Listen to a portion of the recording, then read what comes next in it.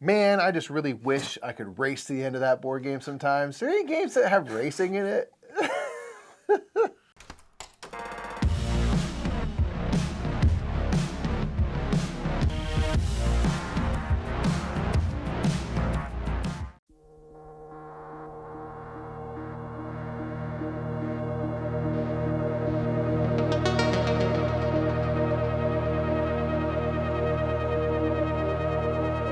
What's up, everybody? My name is Nick. I'm Mike. We are the Brothers Murph, and that's right. Today we're going to talk about race games. Games that have racing elements in them. Racing elements in them, yes. To be because clear. there are, one thing, when you kind of talk about this particular list, you realize that there's a lot of games that are a race to something that aren't necessarily a race game. What would be that? A race game would be something like Flamme Rouge, Heat, Yes. something where it's like a You're on a horse race track or and a you're trying to get to car the race. finish line first. But there's a lot of games where you're trying to do something first. You're trying to hit a certain points threshold. You're trying to do these things to trigger the end of the game, and that's what we're talking about these. Some of these will be just straight up race games, but others just kind of have race elements in them. And I think that's what's kind of fun is it creates a really compelling, I think, game experience when there is some sort of thing that will trigger the end game or give you an instant victory, and it kind of gives you that feeling of racing toward a goal. And so we're going to talk about games that kind of run the gamut of types of things, from very literally racing and things where you might have point thresholds and on and on. So let's hop right into it.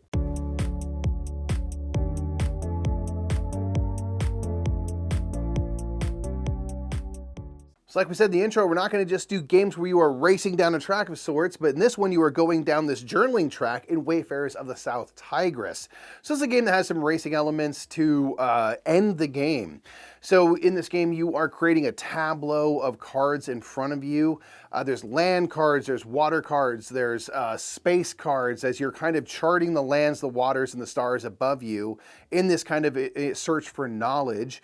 And thematically, you are sending all of your findings back home, and that is going to be represented by this journaling track, which you are going to progress down, and it's going to have kind of an increasing cost of certain tags, they're called in the game, that you're going to need to have, like harbor tags. I need to have this many harbors built, essentially, in order to progress to this space on the journaling track. So figuring out your path to go through that journaling track is really going to be essential for you kind of progressing forward with the game, controlling when that game is going to potentially end, to make sure that you're going to be in kind of the spot you need to be with all the tableau stuff you've built and those space cards, which are going to offer a lot of endgame scoring.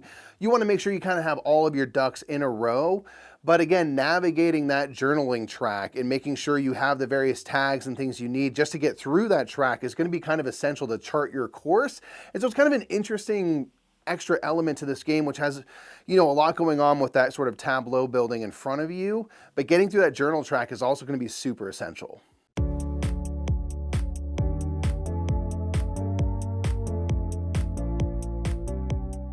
Number 9 is going to be Cubitos. Cubitos is a straight up race game. You are trying to finish one lap of this race first. And it's really, really fun. It is set in this weird cube world. Next time I see John D. Clair, I got to ask him where this theme came from. It's so weird. I like it. It's just weird. Where everything is cubes because you're rolling dice. It's kind of a push your luck dice rolling game. It's got some DNA crossover with something like a Quacks of Quedlinburg with some of the catch-up mechanics and stuff like that. But it's essentially kind of like a push your luck race game where you're going to have these various dice. Everyone starts off with these kind of bad starter dice, and you're basically going to be rolling. And when you roll, most of these dice, on the majority of the faces, there's going to be nothing. Sometimes there's only one face that has anything on it. So when you roll, a lot of times you don't roll really anything. And so you can choose to keep some dice and then take whatever dice that you don't want to keep and then roll them again. The thing is once you have 3 successes, which is 3 faces of a die that are actually doing something, after that, now you can bust. And so now when you roll again, if you roll all misses, you bust. So before you have 3 faces, you can just roll because you can't bust. But once you have 3, you then have to decide, all of these are a 1 to 6. I'm rolling 7 of them. It's gotta happen, right? Bam, rolled nothing, you bust. And so it's tough in that way. But one thing that's nice about this is any good push your luck game is when you do bust, when something happens and you go over your limit or whatever, you have kind of so you get something. And so in this case, you get more fans because you're like these cube people in this race. And so there are fans, and whenever you bust, you go up the fan track, which means you're kind of like the underdog and people are rooting for you and you get extra bonuses and stuff. But on these dice, for the most part, there is going to be feet, which allow you to move, which is how you're going to race. Then there's going to be money, and money is how you buy new dice. And these new dice are going to have different faces on them, and they're all going to have a special power. And again, kind of like Quacks to Quedlinburg, every single die, like all the purple dice are the same, but the power for the purple die can change out. And there's like 6 of them in the base game. So there's all this variety because there's like 6 or 7 different kind of dice. All of them have like 6 or 7 abilities. There are different kinds of games. Like, hey, if you want a really mean game, choose these ones. Or you can just mix them up and choose whatever. They really do change the game. And you can buy these dice, and then you'll kind of have it's kind of like a deck builder where whenever you use dice, they'll go to your discard pile. And then once your draw pile is out, you'll then bring back dice over here. It's really, really good. I love the game. I love the weird theme. I love push your luck games. It's just, oh, it's so good.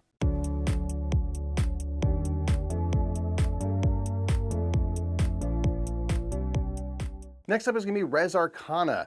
This is a game that falls in the category of race to a certain point threshold to end the game and hopefully win. So Res Arcana, you're racing to get to 10 points first. That will trigger the end of the game. And then at the end of that round, whoever has the most points overall will win the game. So what's really fun about this is because it's kind of distilled down to a 10-point threshold, you get a nice quick kind of engine building game where you're trying to get set up, get some cards into play through the resources you're generating and sort of converting and things like that. In order to get these places of power, they're going to take a ton of resources to buy. But once you get them, you can then start converting resources or kind of exhausting certain combos of cards in order to add to the value of those places of power. So it's a really fun game in which you're trying to see like what places of power are available in this game. What are going to be my avenues to kind of get up and running with my resources and then start generating points with them? And it creates a really kind of tight race to that 10-point threshold.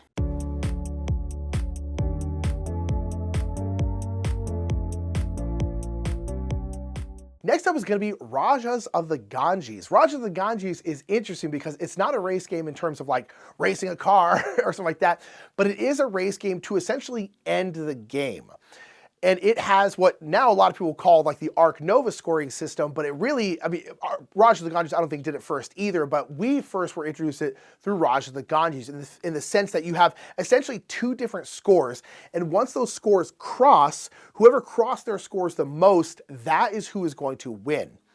And Rajas of the Ganges is a game where you are doing worker placement and then also kind of like dice placement, and dice will be, again, sometimes your workers, but they're also your currency of the game. It's got these big, beautiful, translucent dice, and they're gonna have different values on them. And if you go to like the spot where you can like build out your estate, that is gonna require you, like it might be like you need 10 orange dice. And by 10, it means 10 pip value. So if you have a 6 and a 4 of orange, boom, you can buy that tile and put it in your estate. It's gonna do a whole bunch of different stuff.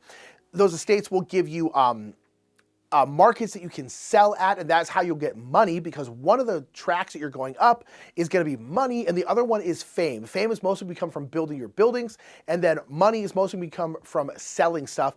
And one thing I like about the game is you can kind of play the game how you want. You can have a game that's like all money and you meet the other one over here, or you can try and go a lot of fame and try to meet the money one over here, or you can go kind of in the middle and do a little bit of both and meet in the middle, because it doesn't matter where they cross. It just matters who has the biggest difference once someone crossed their paths. And so basically you want to cross them and try to get them as far away from each other as possible, and then that is going to be your score. Rajas of the Ganges is gorgeous. It's really, really fun. There's a lot going on, and it's just, oh, I love this game so much.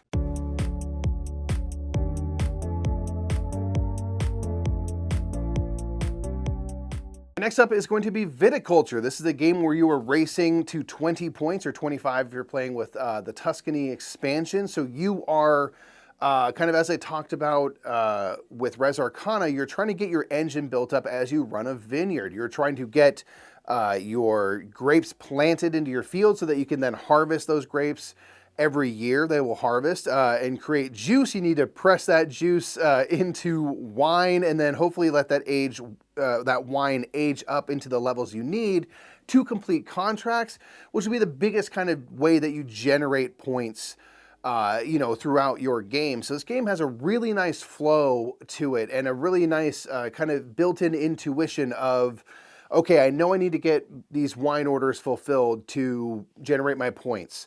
Well, I need to have some wine. Okay, if I need wine, then I need grape juice. If I need grape juice, I need grapes. So I need to get some grapes into a field. So it kind of creates that you can kind of reverse engineer the path I need to take to get this kind of engine built up. There are different structures you can build. There's all sorts of summer and winter visitors you can make use of that will often bend and break the rules and actions of the game. So you can try to maximize how you use those and maybe get alternate ways to score points as well. But it really does feel like a nice engine build where you are trying to get up and running and start generating those points that you can sort of race quicker and quicker toward that finish line.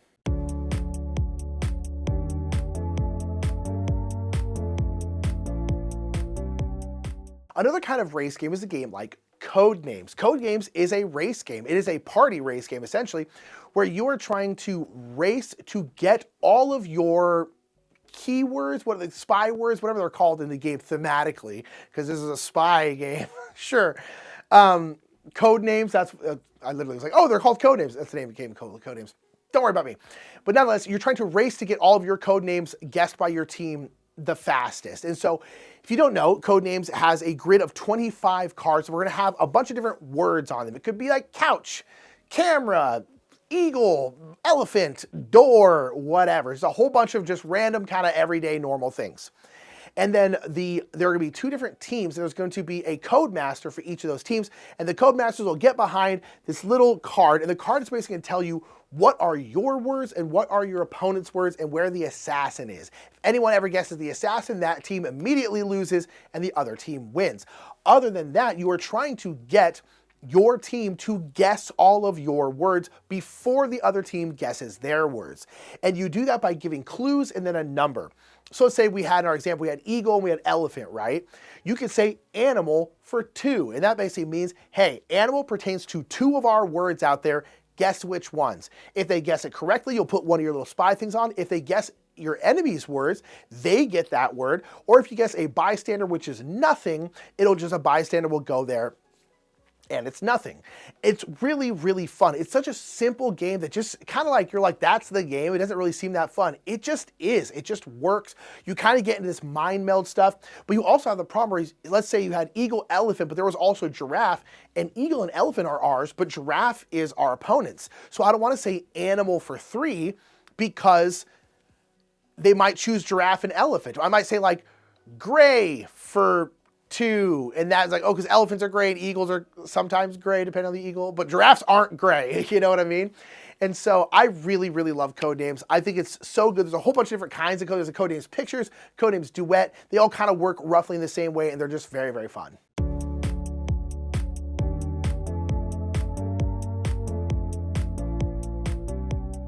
Next up is going to be Roll for the Galaxy. Any of the for the Galaxy games, or Race for the Galaxy, New Frontiers and stuff kind of fall into this category where you are trying to build out a tableau of stuff. In Roll for the Galaxy, it kind of puts that race element a little bit more forward because you're trying to build out essentially 12 tiles, either planets or different developments into your kind of tableau. You're trying to work the engine that you're building to generate some victory points, which is one of the ways the game can end is if the pool of victory points is ever emptied completely. So you have this kind of set number of victory points that are going to be, able to be generated throughout the game.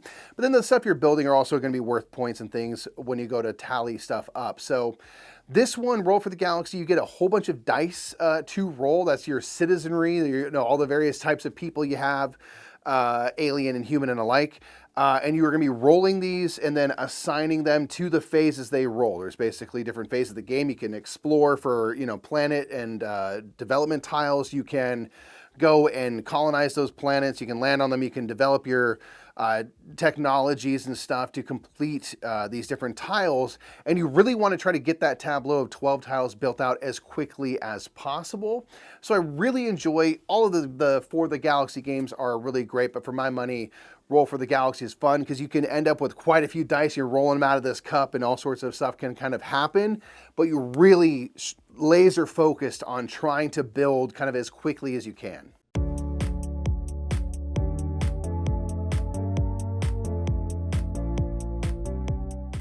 Number 3 is going to be Heat Pedal to the Medal. Pedal to the Metal. This is when people think of a race game, they think about a game like Heat or Formula Day or like Downforce, some kind of like Formula One or NASCAR, some kind of car racing, maybe horse racing kind of game. And Heat is very much that. It is Formula One, which is really Formula One's been big for a long time, but particularly in the United States, Formula One is getting huge. People love Formula One. It's awesome. It's infinitely more interesting than NASCAR, in my opinion. Fight me, I'm sorry. And so, in this one, you're doing a Formula One race, and you're doing this through, I wouldn't say deck building, kind of like deck management is a better way of putting it, because you're never really gaining new cards. You're just kind of trying to manage your cards.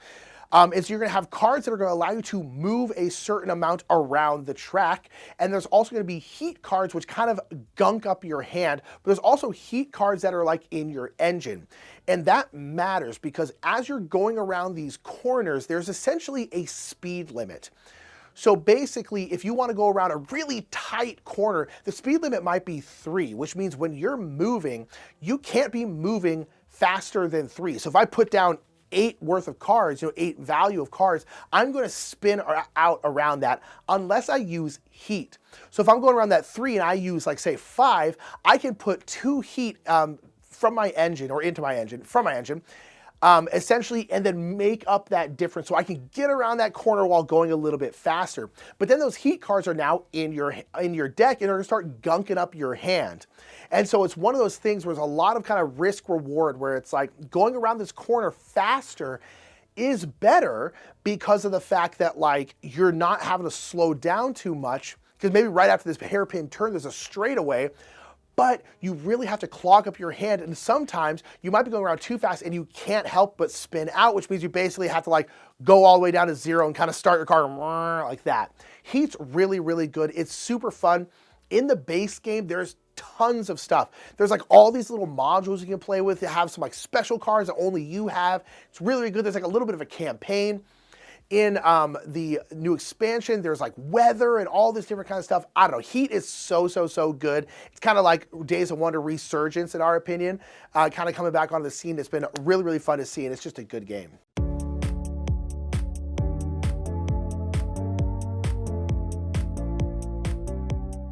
Number 2 is going to be Arc Nova. So this is a game where to get to the end of the game, you have to cross these 2 types of scoring markers that you have. One is going to be your appeal.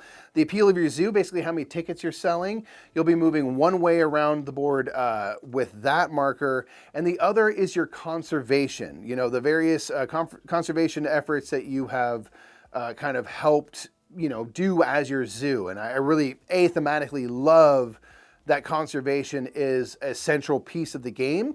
And it's the most valuable way to really generate points because the spaces on appeal and conservation are not equal. Each conservation space covers about 3 of the appeal spaces. So if you can do conservation, it's usually harder to do, but you're going to be moving essentially much faster down the track as you try to cross your markers. I think it makes for a really fun kind of tense in a good way experience. When you see that someone's getting kind of close to crossing those markers, you really have that kind of real crystal clear feeling about like when the game might end and where do I stand, at this moment, and how can I kind of speed up my point generation? Do I go heavy appeal? Do I try to go conservation? Am I doing a blend of the 2? What kind of end game scoring have I set aside for myself through the cards that I've played? Because you will be able to generate additional conservation at the end of the game with some of those cards you played. So it creates a really fun kind of tense environment right at the end where everyone is sort of looking at everyone else, sizing each other up and trying to see who's going to create that trigger for the end game.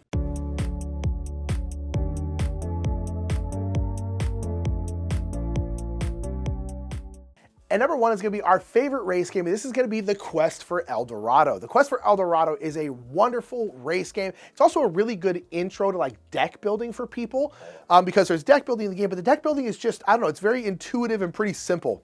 But this is a game where you are going to set up a map with these kind of like big old hex tiles. And then at the end of the map, there's going to be El Dorado, and you are racing to try to get to El Dorado. And as you're going through these maps, there's going to be basically 3 different land types. There's going to be like jungle, which will require machetes to get through. There's going to be water, which is going to require paddles to get through. And there's going to be markets, which is going to require money to get through. And so on your cards that you have, you're going to have these things. You're going to have machetes, you're going to have paddles, and you're going to have money. And so if you want to go put your little explorer onto a spot that requires 1 machete, you have to turn in a card that has at least 1 machete. But there are certain spots that are going to have like 3 machetes, but you can't turn in 3 1 machete cards. You have to have a card that has 3 machetes on it.